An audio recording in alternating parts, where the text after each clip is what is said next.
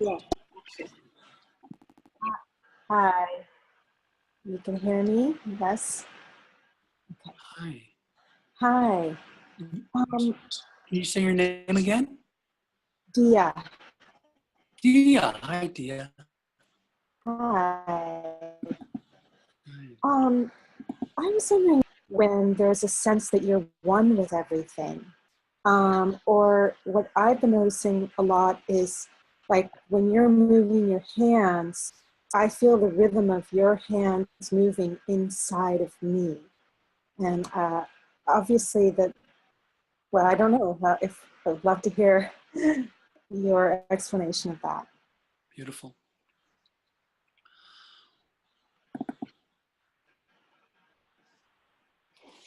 Good. So you could say that there's a way in which our identity, I mean, this is all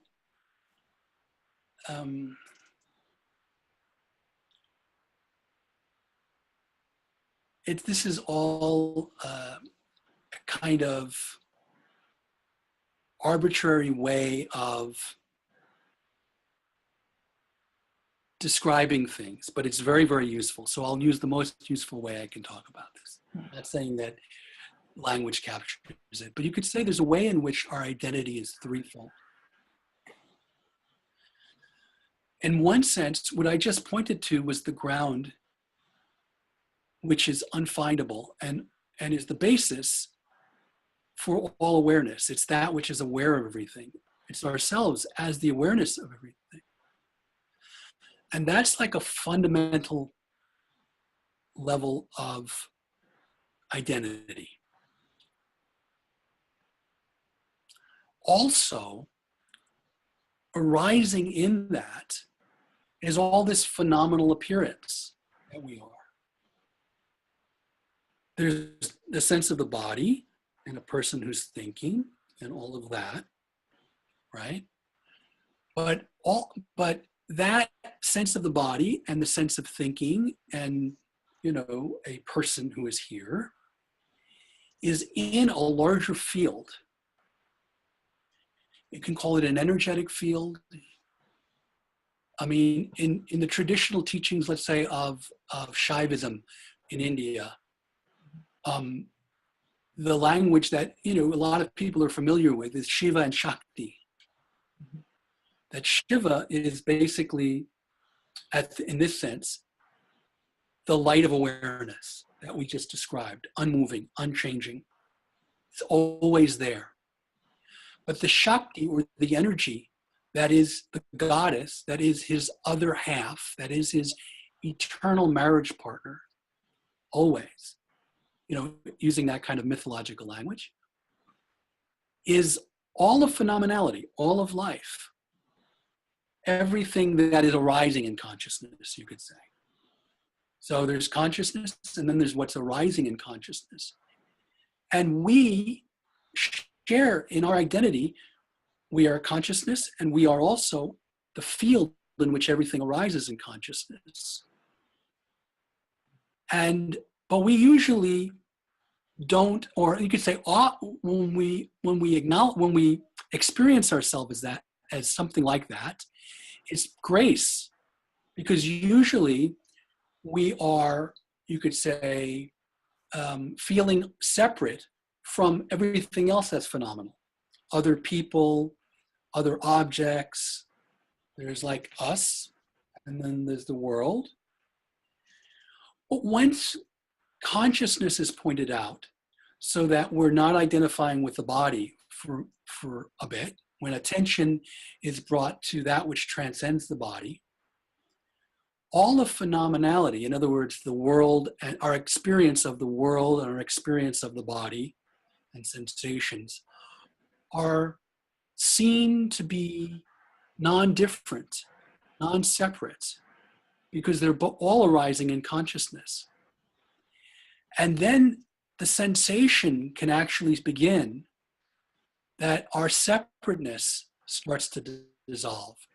And now in this sense, when I say we, I'm not talking about the space, but I'm actually talking about the bodily being, starts to feel blended and merged.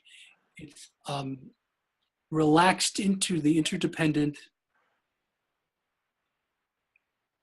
phenomena that's arising at the energetic level. It's actually at the energetic level. So in Buddhism, they like to talk about the three dimensions or the three bodies of the Buddha. The Dharma body, which is the emptiness itself. The Nirmanakaya, which is the physical body that people live, But the Sambhogakaya, which means the dimension of pure enjoyment, is a dimension that is an energetic and visionary dimension where the Buddha is not separate from or felt to be one. So when we start to get a taste of that, when you start to get a taste of that, like you are now, there's a relaxing into being, and the way in which you and I are one, or the way in which you and all of your environment are one, starts to get turned up. It's felt more. It's the feeling of non-separateness. And this is beautiful. There's certain paths in which people just work with that. They put their attention there. They relax their breathing. They relax their sensations so that they open up more and more. And you could say energy becomes expanded. And when energy becomes expanded, then we're connected. And then that's followed by a contraction. And there's a feeling of being separate again. So you kind of learn, bring your attention into sensation more and more and ease more and more into that dimension. It's beautiful. It's the dimension of the goddess. And the goddess is one. We are one in that. Does this make sense? Mm-hmm. Thank you so much. I'm just recovering from a broken rib, and so I was having to lie down before because it's uncomfortable to be sitting. But then there's a shift in my perception, and I'm not feeling that pain anymore. Oh, beautiful. So I know that it's still there in the physical body, but I'm aware of being more than that now. So great. That's beautiful. That's beautiful. Yeah, this is the thing. There are certain paths where you're only directed to be consciousness itself and to kind of ignore all the energy, and it's all just phenomenal and all that. But there's another, and those are usually paths that are renunciate paths. So the great renouncers like Ramana, Lord Buddha, Sri Shankaracharya, the original guy who taught Advaita Vedanta, all of these folks, Bodhidharma, they were all monks or nuns or people like that. But the more householder path of non-duality is the Tantric Paths of non-duality. And in that case, they really do invite people to pay attention to this energy field and allow your attention to be, yes, with the emptiness, but also with the energy field of the bliss, the field of feeling. And in that, you can integrate every separate sense of the self in the larger field.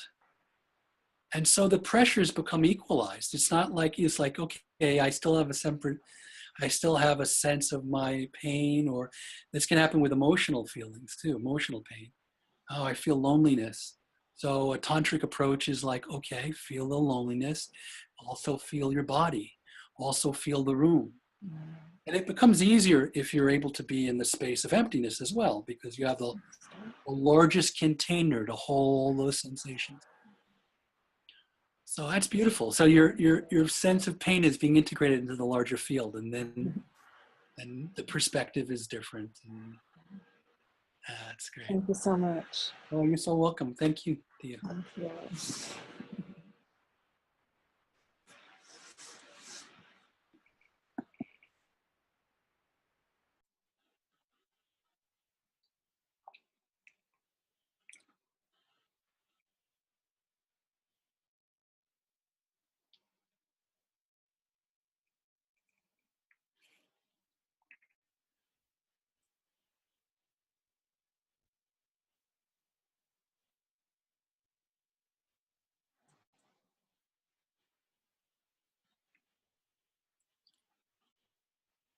Okay, Kyle. Kyle. Oh, hold on, I did it. There we go. All right, Kyle. So you said that we can't sense consciousness, but that we can realize consciousness. What exactly happens when consciousness is realized, if that doesn't mean that it's experienced? So, good. So, you remember, so, okay, so like even now, if you try to get a sense of the subject, do you have a sense of the subject now? Mm-hmm. And what would you say that sense is? How could you describe that?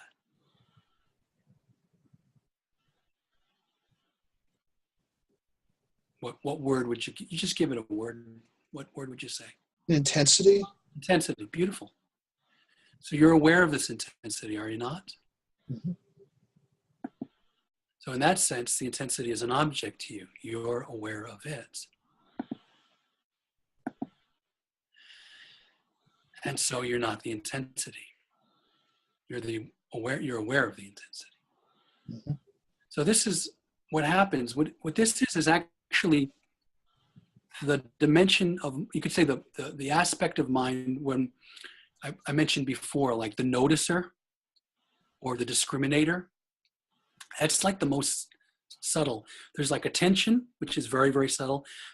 And then there's this recognizer or this kind of noticer, which is extremely subtle. It's like, when you realize that, oh, wait a minute, I'm aware of the noticer. I'm not the noticer. Because usually people think of themselves as noticer. I'm noticing this. Oh, I'm aware of that. The noticer continues to notice that every subtle sense is another object. So this is like, it's kind of, usually called an infinite regress, right? It just goes on and on, right? Then it's almost like there's a glass ceiling. The noticer it's hitting its head on this glass ceiling. It's kind of, a lot of people, they'll say, I can't get it. Look, I'm not getting it because it's another, like, I don't get this. But actually they're getting it, but they don't recognize that they're getting it. The thing is that the noticer starts to notice something's aware of me. Like something's aware of the noticer. What is that? That's the most subtle object, the noticer. Obviously something's aware. But whenever I feel something, I go, oh, that's it, must be it. But that feeling is now a new subject. A new object. It's a sensation. It's a sense of. So it's an object. But it's so obvious that there's awareness of everything. This is what Ramana meant, like he said, who's going to doubt their own existence? Obviously, you're aware of everything.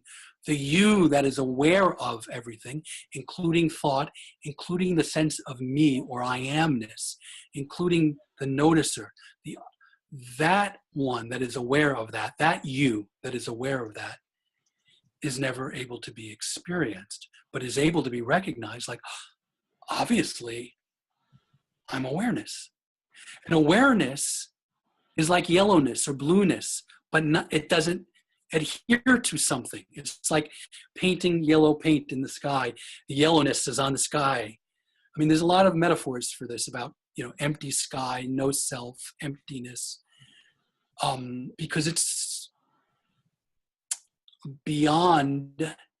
That word beyond also, like in Sanskrit, is para. It's kind of, and it's sometimes translated as transcendent, para.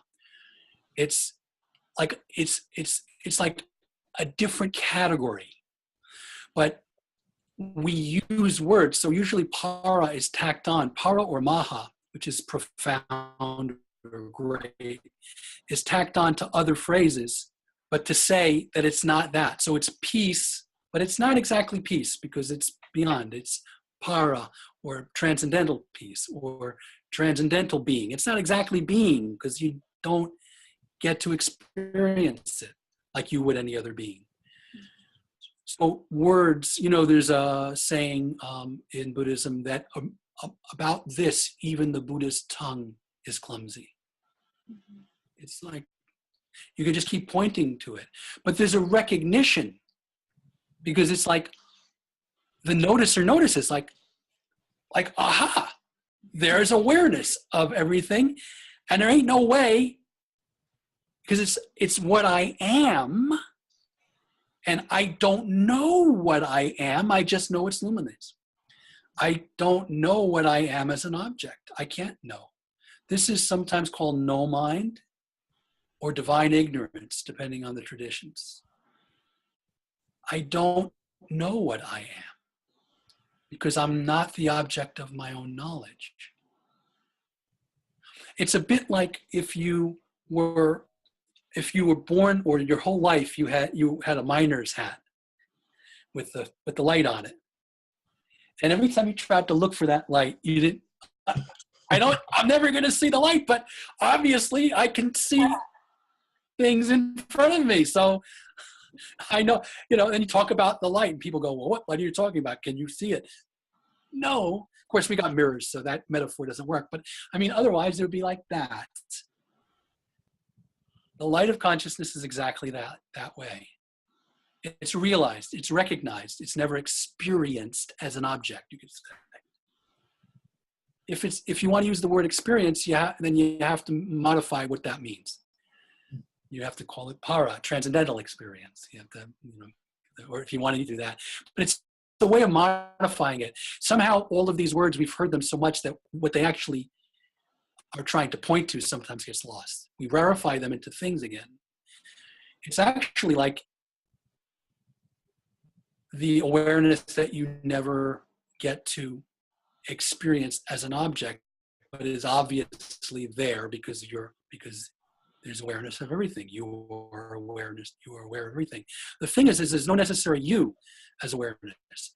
In other words, language does it like I am aware of everything, but the I, since you can't get there to see what that I is, you don't know if it even exists or doesn't exist. It doesn't exist as an object, because as soon as it comes out as an object, it's no longer the subject. So, yeah. It's paradox. Paradox. It's total paradox. It's total paradox. You could say, there's a way in which, because that's foundational and never changes, that ground, there's a way in which we're fundamentally that. And there's a way in which we're also all of this energy in the body. And even there's a way in which we're the thoughts as well. I mean, hell, there's even a way in which you're the person that appears in your story. Why not? You can talk about it that way. I'm Krishna Gauci. I'm going someplace. I'm doing everything. But all of that is a kind of further adventure from the basic fact of I never can know what I am. I'm mystery by definition. I transcend everything that I'm aware of, including my own story of myself, including my own sensation of my body. I'm the awareness of that body. The body changes. The story we tell ourselves about who we are changes all the time. And in fact, it's probably the least true thing of us. It's actually the story about who we are is true in a sense, in a way. In another way, it's totally not true. But it is useful, just like having names and addresses for houses is useful. I mean, there's no good reason why my address is what it is and the street is named what it is. But it's a way for us to get there and find each other. There's no good reason for my name to be Krishna. I'm not Krishna. That word doesn't describe anything. But it's a way for people to look me up, kind of look in front of this body. This body is also something like moment-to-moment changes of sensation. I mean, from my side, aware from my side, aware from your side. There's this thing hanging down, and every day you feed it, and the sensations of it feel differently, and it's not the same as the one when you were 6 years old. It's really not even the same as the one that was there last week, but it changes so slowly, or we are so unaware of how it changes that it catches us off guard. Every number of years we go, oh, whoa, it's not working the way it did before. So all of that is changing.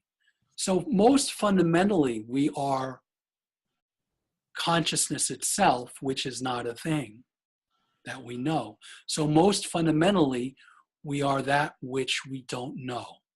We are the mystery. Most fundamentally, we don't know anything about what we even are. We don't even remember when we exactly came into being. Like, at least I don't. It's like, oh yeah, there's a little bit of a memory that, like, it's like, oh yeah, I was kind of aware of shapes and colors, and then was aware of, after a certain amount of shapes and colors and sounds, was aware of forms and someone looking in my direction, making noises and smiling or not smiling. And somewhere along the line, I started noticing the sensations in my face, and there was a certain way mom smiled, and I didn't know she was mom yet. And all of that, I don't remember when I was born. So in a real way, I wasn't born. I was told later by those people on the outside, you were born in such and such. They said, I saw you. They were seeing something, but was it my experience of myself? So like even my experience of my body is only from this side. I have to look in a mirror so I can imagine what other people see, and I take care of it because other people react, but and so I ended up identifying with how they react. They either go, oh, and they go, oh. So I kind of try to, but it's really not even like the image in my mind that I think of when I think of myself is more like third position. It's more like what they think of. It's not even like from here. So that's what I mean when I say the narrative is probably the least real thing, because it's based on what other people say we are. It's not even based on our direct experience of the body or the energy of what we are. But there's a way in which we are that as well. And the way in which we are that as well, we, meaning the body and mind, through discriminative awareness, through that noticer, go, oh, I'm unfindable.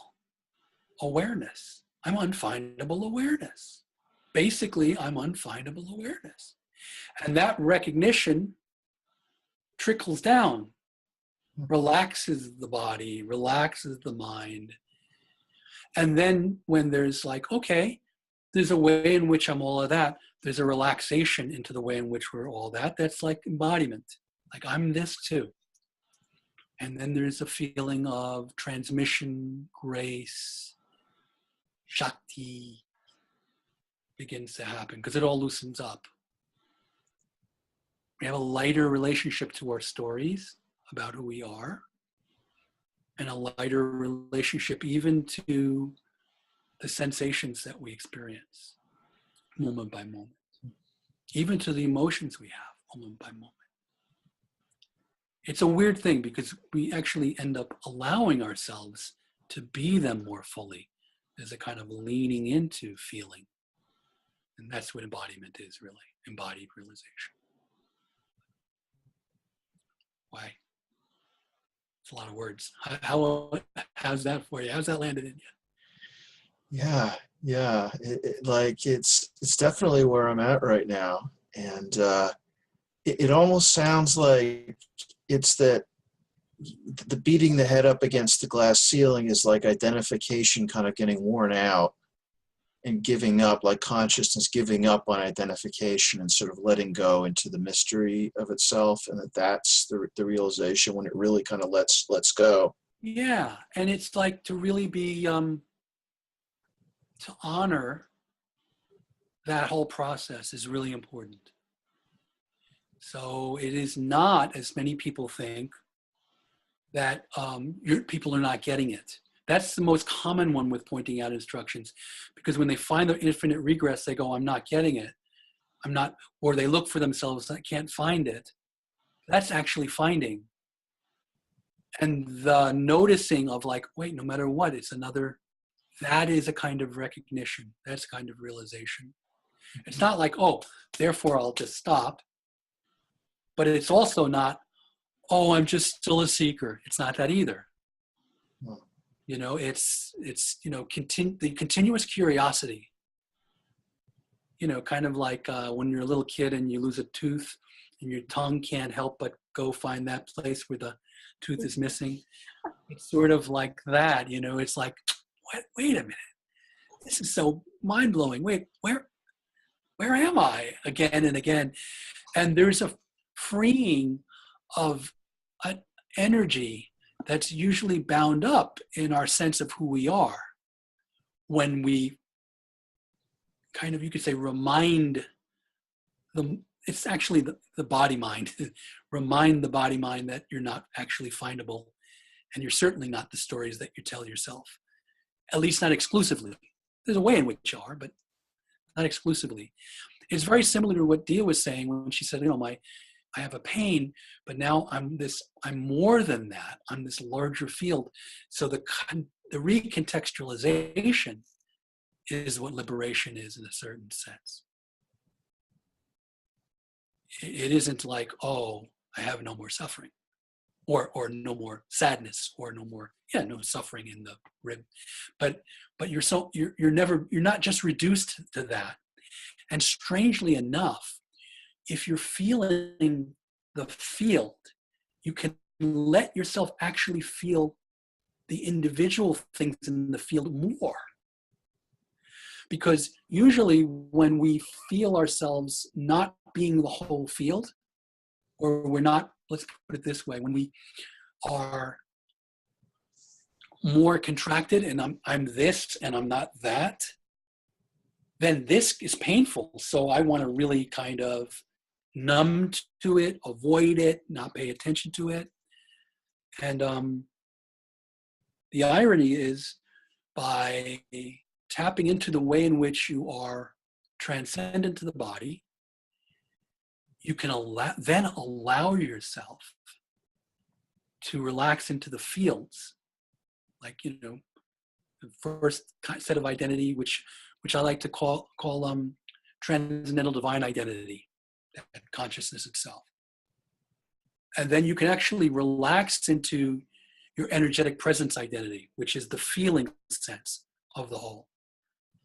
And then your, you know, bodily human identity can relax into that field, so that you actually can feel your sadness much more deeply, and your loneliness much more deeply, because it's safer. You're in this larger container. You're never entirely reduced to it, so you can allow yourself. And then even if you sometimes become reduced to it, there's a recognition, a remembrance, a realization that you're not really just this, so you can relax into it, and then it opens up. So there's a non-resistance to what arises that starts to develop over time. Even a non-resistance to resistance. How's that? Even our resistance, we can just relax into more.